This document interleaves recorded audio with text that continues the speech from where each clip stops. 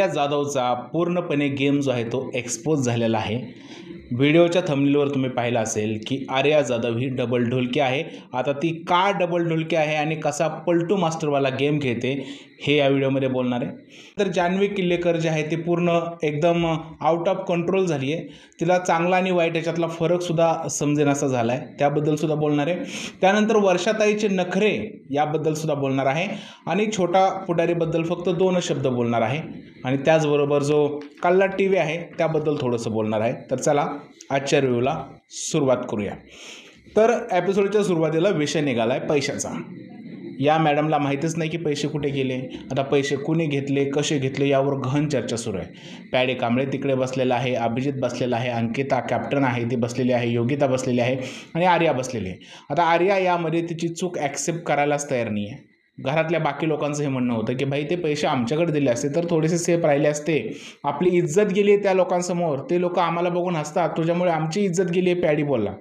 ही गोष्ट तिला पटली नाही, ही बोलली नाही, खूप वाईट वाटतंय, मीही त्यांना बोलले।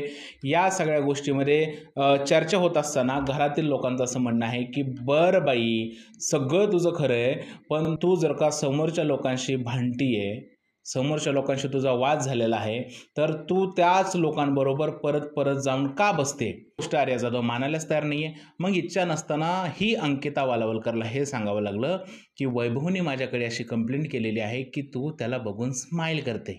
मॅडमला राग आला, मॅडम उठले आणि रडायला लागली। मॅडम म्हणतात की अंकिता मी तुझ्याशी बोलणार नाही आणि तू मला एक्सपोज करून टाकलं इकडे, तुझं हे काय चाललेलं आहे। तेवढ्यात तिकडे वैभव आला। वैभव बोलला, अरे मी कधी तुझ्याकडे बघून हसलोय, तूच माझ्याकडे बघून हसते। अगं काय बोलते तू, असं कसं काय करते तू, नाही नाही नाही नाही खरं सांग, मी तुला स्माईल दिली का? हां, तू जर का 10 वेळा स्माईल दिली असेल तर मी एखाद्या स्माईल दिली असेल। अयो किती खोटं बोलते। असं झालं ना, आर्या जाधव एक्सपोज झाली। माझं हेच म्हणणं आहे, जर का आर्या जाधव, अरबाज, वैभव, निक्की, जान्हवी या सगळ्यांचा वाद झालेला आहे तर ही आर्या जाधव परत त्याच लोकांकडे जाते का? का जाते? कारण आर्या जाधव डबल ढोलकी आहे आणि ते थोड्या वेळाने सिद्धसुद्धा झालेलं आहे। कारण ज्यावेळेस या मॅडम रडत होत्या तिकडे वैभव आणि अरबाज येऊन बसले होते आणि त्यांच्याशी तिचं जे डिस्कशन सुरू होतं त्या डिस्कशनवरून हे स्पष्ट दिसतंय की या मॅडम डबल ढोलकी आहे आणि विश्वास ठेवण्याच्या लायकीच्या नाही आहेत। कारण तिकडे हे क्लॅरिफिकेशन देत होते मॅडम की निक्कीमुळे मी तुमच्यापासून दूर झालेली आहे, जर का निक्की नसती तर मी तुमच्याच ग्रुपमध्ये असते। या दोघांनी इकडे विषय संपवला की आता तुझ्यावर आम्हाला ट्रस्ट इश्यू आहे, त्याच्यामुळे आता तुझ्याबरोबर आमचा विश्वास बसणार नाही। मुद्दा काय मित्रांनो, आर्या जी आहे ती खूप शार्प गेम खेळायचा प्रयत्न करते। तिला इकडे पाय ठेवायचे, इकडे पाय ठेवायचे, एक ही गोष्ट असू शकते। किंवा आर्या जी आहे ती सिरियसली जी आहे ती बालिश आहे, तिला समजतच नाही की माझा ट्रॅक कुठला आहे, इकडला आहे की तिकडला आहे। ॲक्च्युली ती वैभवच्या मागं लट्टू झालेली आहे, वैभव तिला आवडतोय म्हणून ती त्याला स्माईल देत होती। किंवा तिचा हा प्लॅन असू शकतो की घरामध्ये एखादं जे आहे ते अफेअर करायचं आणि पुढं जायचं। म्हणजे ती घरात येताना 1000 प्रकारचे प्लॅन करून आली आहे आणि ती वर्कआउट करायचा प्रयत्न करते। तुम्हाला माहिती आहे बिग बॉसच्या घरात जाताना जो प्री प्लॅन करून जातो ना, तो नेहमीच तोंडा वापरतो। तसं झालंय आर्या जाधवचं।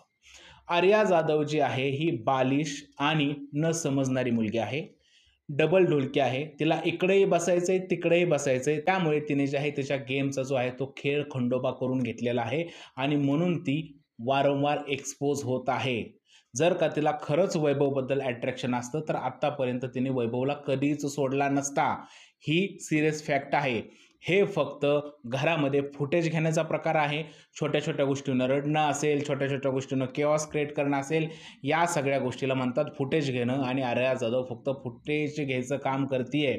वैभव चव्हाणवरती लट्टू बिट्टू काही सुद्धा नाही आहे। जर का ती खरंच वैभववर लट्टू वगैरे असती तर मला असं वाटतंय की आत्तापर्यंत ती वैभव बरोबरच असती। ही फक्त वैभवचा वापर करून एक शिडी पुढे जाण्याचा प्रयत्न करणारी मुलगी आहे, असं मला सद्यस्थितीत वाटतंय। पंढरीनाथ कांबळेने या मुलीला परफेक्ट ओळखलं होतं, ही मुलगी ना इकडली आहे ना तिकडली आहे। जर का 2 दिवसात तो ग्रुप सोडू शकते तर 2 दिवसात हा ग्रुप सुद्धा सोडू शकते। जर का तिला असं वाटतंय की घरामध्ये ज्या पद्धतीचं सिच्युएशन सुरू आहे त्या सिच्युएशनला तिचा हा गेम खरंच उपयोगी असेल तर मला असं वाटतंय असं नाही आहे। महाराष्ट्र बघतोय आणि महाराष्ट्र अशा फेक पर्सनॅलिटीला कधीही सपोर्ट नाही करत। आर्या जाधव एक्सपोज झालेली आहे. ज्या पद्धतीने ते वैभव आणि अरबाज बरोबर संभाषण करत होते, ज्या पद्धतीने या लोकात येऊन बसते आणि या लोकांमध्ये येऊन बोलते, किंवा दुसऱ्या दिवशी म्हणजे वैभव बरोबर संभाषण झाल्यानंतर दुसऱ्या दिवशी जे आहे ती येऊन परत अभिजित बरोबर तिचं बोलणं असेल आणि वैभवला नावं ठेवणं असेल, या सगळ्या गोष्टी एकच सांगतात की ही डबल ढोलकी बाई आहे. हिच्यावर विश्वास ठेवणं म्हणजे बिग बॉसच्या घरात धोक्याची घंटा वाजवणं आहे. वैभवला इकडं खरंच मानायला पाहिजे. आतापर्यंत आपण त्याला बरंच ट्रोल केलं आहे. ज्यावेळेस एक मुलगी रडत होती त्यावेळेस तो सगळ्या गोष्टी क्लिअर करण्यासाठी तिकडे आला आणि खरंच या गोष्टीसाठी त्याला मानायला पाहिजे. आणि त्यांनी स्पष्ट बोलून सांगितलं की मी तुझा गैरफायदा घेण्याचा प्रयत्न केला नाही, मी तुला फ्लर्ट वगैरे काहीसुद्धा केलं नाही आहे, त्यामुळे तू अशा बेसलेस गोष्टी बोलू नको. आणि मॅडम एक्सपोज झाल्या. हा सगळा जो ड्रामा चाललेला आहे आर्या मॅडमचा, तो आहे फक्त फुटेजसाठी आहे, दुसरं कशासाठी सुद्धा नाही. मला असं वाटतं की आर्यापासून सगळ्या ग्रुपने जे आहे ते लांब राहायला पाहिजे. तो मग अरबाजचा असो किंवा हा इकडे अंकिताचा ग्रुप असो, या लोकांनी तिच्यापासून लांब राहायला हवं. कारण ही मुलगी कधीही कोणाला धोका देऊ शकते. फुटेजसाठी ही कोणत्याही थराला जाऊ शकते आणि आज ते सिद्ध झालं आहे. जो बिग बॉसने प्रोमो कापला होता त्या प्रोमोतून आपण एकच निष्कर्ष घ्यावा मित्रांनो, की आर्या जाधवनी हा सगळा ड्रामा फुटेजसाठी केलेला आहे. आता हे फुटेज घेणारा ड्रामा पुढे किती दिवस चालतोय हे पाहणं सुद्धा इंटरेस्टिंग असणार आहे. बरं, आर्या जाधव बरोबर खूप इम्पॉर्टंट विषयावरती अरबाज आणि वैभव बोलत असताना जान्हवी मॅडमला राग आला. जान्हवी मॅडम मध्येच वरडायला लागल्या, वैभव हे मला आवडलेलं नाहीये, मी तुला माफ नाही करणार. अरे, जर का एखादा व्यक्ती एखादी इम्पॉर्टंट गोष्ट बोलतोय त्याबद्दल आपल्याला काही माहीतच नाही, मग अशी मोकार बडबड करायची काय गरज आहे? मला असं वाटतंय की जान्हवी किल्लेकरचं संतुलन हललेलं आहे. तिला असं वाटतंय की अरबाज आणि वैभवला तिने मुठीत बांधून ठेवावं आणि जसं जान्हवी बोलल तसंच त्या दोघांनी वागावं असं जान्हवी किल्लेकरला वाटत आहे.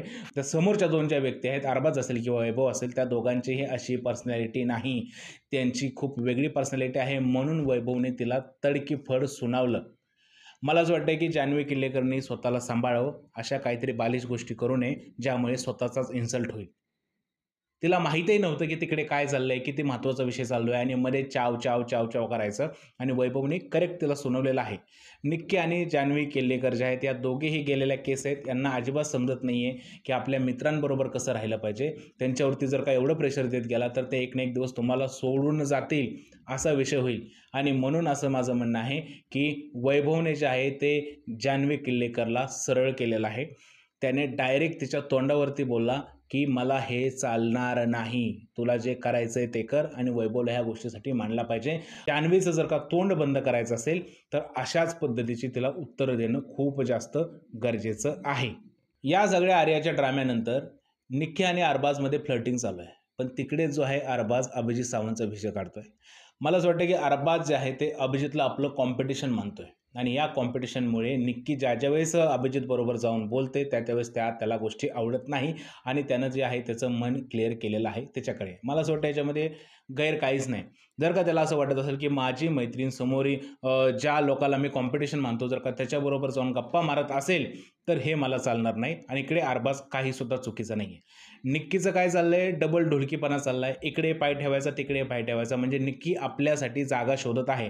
जर का या ग्रुपमधून मी बाहेर पडली तर मला कोणीतरी आधार देणार असावा आणि तो कदाचित अभिजित सावंत असू शकतो. म्हणून जे आहे ती त्याच्याशी जवळीक करायचा प्रयत्न करत आहेत. प्रत्येकजण आपापला गेम प्लॅन बनवत आहेत. पण ह्या गोष्टी अरबाजला आवडत नाही आणि अरबाजने आहे ती गोष्ट तिला बोलून सुद्धा दाखवलेली आहे. आणि मला असं वाटतं की पुढे याचा खूप मोठा इम्पॅक्ट होणार आहे. निक्की ज्या वेळेस अभिजित सावंतकडे जाईल त्यावेळेस अरबाज आणि निक्कीमध्ये काही गोष्टी ठीक नाही होणार आहेत, काही गोष्टी वाजणार आहेत, हे स्पष्ट दिसतंय. आणि आता घरात कुठेतरी गेमला जे आहे ती सुरुवात झालेली आहे. बरं, निक्की आणि जो बाकी त्यांची ग्रुप आहे, जान्हवी असेल, वैभव असेल, ती इरेन असेल किंवा अरबाज असेल, या सगळ्यांचं म्हणणं असं आहे की निक्की जी आहे ती त्या ग्रुपमध्ये जाऊन जास्त मिक्स होते आहे. त्या ग्रुपच्या लोकांनी तिला नॉमिनेट केलं तर त्यांच्याबद्दल काय बोलत नाही. जर का आपण चुकून तिला नॉमिनेट केलं तर आपल्याबरोबर खूप वाद घातला असता. निक्कीने सांगितलं तुम्ही माझ्या जवळचे आहे म्हणून तुमच्याकडून अपेक्षा आहेत, त्या लोकांकडून अपेक्षा नाही आहेत. पण ही मात्र खरी गोष्ट आहे. निक्की त्याच्यासाठी बाहेर पाडायची जागा शोधते आणि या लोकांना ती कधीही डच्चू देऊ शकते आणि हे लोकसुद्धा निक्कीला कधीही डच्चू देऊ शकतात. तरीसुद्धा काल त्यांनी नॉमिनेशन टास्कमध्ये एकी मात्र दाखवलेली आहे. आता आपण येऊया वर्षाताईकडे. वर्षाताईचा जो ॲटिट्यूड आहे तो लोकांना सहन होत नाही आहे. म्हणजे विशेष करून अंकिताला असेल किंवा त्यानंतर आपला DP दादा यांना वर्षाताईचा ॲटिट्यूड सहन होत नाही आहे, कारण वर्षाताईचं ते टोमण्यातलं बोलणं आहे ते त्यांना अजिबात पटलेलं नाही. बिग बॉस हे बघा, ही जी अंकिता जी मुलगी आहे ती माझं अजिबात सुद्धा ऐकत नाही आहे.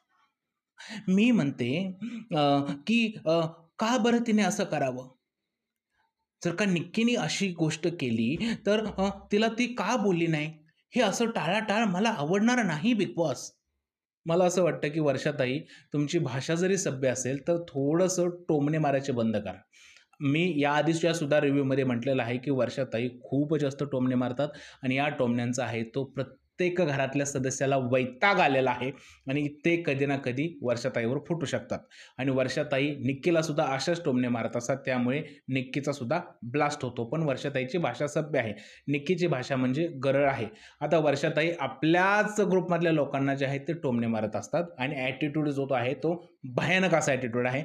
म्हणून DP दादा बोलतात की जाताना एकदा तरी यांची वाजवून जाणार. आणि काही चुकीचं नाही बोलले, जर का एखादा माणूस तुम्हाला सारखे टोमणे मारत असेल तर त्याच्यावर आवाज उठवला पाहिजे, फक्त सभ्य भाषेत त्याला त्या गोष्टी क्लिअर केल्या पाहिजेत.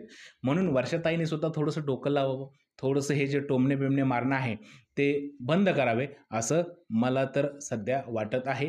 तुम्हाला काय वाटतंय, खरंच वर्षाताईची ही भाषा अयोग्य आहे का? जे टोमणे मारते ते चांगलं आहे का? मला प्लीज सांगा कमेंट सेक्शनमध्ये. त्यानंतर मित्रांनो, आपण काय पाहतोय की निक्की जे आहे ते कॅप्टन्सीचे रूल तोडत आहेत.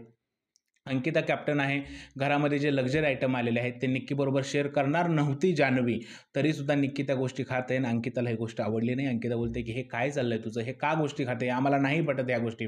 निक्की म्हणते जा, मी नाही तुझं ऐकत. आणि ही गोष्ट अंकिताला पटली नाही. तिला असं वाटतंय बिग बॉसने हिला दत्तक घेतली का, हे घेतली का. पण अंकिताला माझं एकच म्हणणं आहे, अंकिता मॅडम, तुम्ही या सगळ्या गोष्टी पाठी बोलण्यापेक्षा निक्कीच्या तोंडावरती बोला, तेव्हा तुम्ही चांगल्या दिसाल. तुम्ही काय बिग बॉसच्या घरामध्ये सभ्यतेचा आव आणण्यात काही लॉजिक नाही आहे, कारण समोरचे लोक त्या लायकीचे नाही आहेत. जर का निक्की तांबोळी तुम्हाला त्रास देते, तुमची कॅप्टन्सी जाईल असा प्रयत्न करते, तर तुमचं काम आहे की तिला तिच्या भाषेत सुनावणं. जर का तुम्ही असंच मिळमिळ्यागत पाठी येऊन बोलत राहिला तर तुमच्याच्याने काहीसुद्धा होणार नाही. समोरचा येणार, तुमची 10 वेळा वाजून जाणार. कमीत कमी मी म्हणतो इकडं तरी मालवणी भाषाचा वापर करूनच टाका. निक्कीला सांगूनच टाका की आम्ही दिसतो तसं नाही आहे, आम्ही खूप राडे करू शकतो, तुझ्यापेक्षा जास्त करू शकतो. कारण कसं आहे, ज्या टोनमध्ये जशास तसं उत्तर मिळालं ना, जसं की आज जान्हवीला वैभवने दिलं, कसा आवाज बंद झाला तसं आहे ना, लगेच आवाज बंद होणार. पण तुम्ही करतच नाही ते. निक्कीनं यामुळेच तुमच्यासमोर जे आहे ना ॲटिट्यूड दाखवते, कारण तुम्ही त्याला तोंडावरती बोलत नाही. तर माझं हे म्हणणं आहे, अंकिता मॅडमला पाठी बोलण्यापेक्षा तोंडावर बोला, डायरेक्ट बोला. अजून तुम्ही जे आहे त्या इम्प्रेसिव्ह वाटचाल महाराष्ट्राला. जर का असं मुळमुळीत बोलला तर तुमच्याच्यानी काहीसुद्धा होणार नाही. हा छोटा पुदानी जो आहे तो घरामध्ये काय वधूवर सूचक मंडळ बनवून घेऊन आलाय. म्हणजे प्रत्येक वेळेस जो आहे तो हा एकमेकांशी नाती जोडत असतो. याआधी अरबाज निकीला फ्लर्ट करत होता, त्यावेळेस बोलत होता वहिनी. आता ही इरिना आणि वैभवचं काय चाललंय तर तिकडे पण चालू झालं वहिनी. अहो छोटे पुदिना, तुम्ही पुढारी आहात, तुम्ही वधूवर सूचक मंडळ नाही काढलेलं आहे. म्हणजे प्रत्येकच वेळेस असं म्हणजे कसं जमतं पुदानीला म्हणजे काय झालेलं आहे. आणि जे हे वर वधू सूचक मंडळ चालू केलेलं आहे बिग बॉसच्या घरामध्ये ते पहिलं बंद करा आणि स्वतः जरा बिग बॉसकडे लक्ष द्या. म्हणजे आज जसं तुम्ही कल्ला टीव्हीमध्ये केलं तसं हा बोलतो पण छान. आता बिग बॉसने घरामध्ये टास्क दिलाय, त्या टास्कमध्ये सांगितले की आपण एक कल्ला टीव्ही चालू करणार आहे, कारण त्या कल्ला टीव्हीला जे आहे महाराष्ट्राने खूप असा सपोर्ट केलेला आहे, तर तुमच्यासाठी स्पेशल टीव्ही चालू करतोय. घरामध्ये टास्क होणार आहेत, 2 टीम पाडलेला आहे आणि दोन्ही टीमचे परफॉर्मन्स होणार आहेत. आणि त्याचा जो आहे तो जज जो आहे हा छोटा पुदिना आहे. तो पुदिना जो आहे तो अभिजितचा परफॉर्मन्स झाल्यानंतर काय बोलला तो, वा वा वा वा वा वा. या मंचावर तुम्ही जी शोभा वाढवलेली आहे त्या वाढवलेल्या शोभेमुळे आम्हाला तुमचं खूप कौतुक वाटत आहे आणि हे माझ्याकडून तुम्हाला एक मी हार्ट देत आहे. अभिजित दादा सावंत म्हणजे याच्या जो अंगातील पुढारी आहे किंवा बाहेरचं जे संभाषण करण्याची पद्धत आहे ही इकडे सुद्धा सोडली नाही आहे. आणि पुदिनाची ही जी वागणूक आहे म्हणून तर मी म्हणतोय की पुदिना घराच्या बाहेर जाणार नाही. त्याला काहीतरी लॉजिक आहे त्यामागं आणि त्या गोष्टीला काहीतरी लॉजिक आहे, म्हणून पुदिना बाहेर जाणार नाही असं मला वाटत आहे. पुदिना दिसतोय, कसाही दिसेना दिसतोय पुदिना, तो बाहेर जाणार नाही. सो मित्रांनो, कल्ला टीव्ही उद्यासुद्धा चालू राहणार आहे आणि अशा पद्धतीचा बिग बॉसचा एपिसोड होता. यामध्ये आपण काय पाहिलं तर आर्याचा डबल ढोलकी गेम पाहिला, आणि त्यानंतर काय पाहिलं, वर्षाताईचा ॲटिट्यूडसुद्धा पाहिला आणि आणि छोटा पुदिना जो आहे त्याचं एंटरटेनमेंटसुद्धा पाहिलं. तुमचं काय म्हणणं आहे आजच्या एपिसोडबद्दल आणि आर्याच्या ड्रामाबद्दल प्लीज मला कमेंटमध्ये सांगा. आणि जर का व्हिडिओ आवडला असेल तर त्याला लाईक करा, शेअर करा आणि चॅनलला सबस्क्राईब करायला विसरू नका. भेटूया उद्याच्या व्हिडिओमध्ये. तोपर्यंत भारत माता की जय.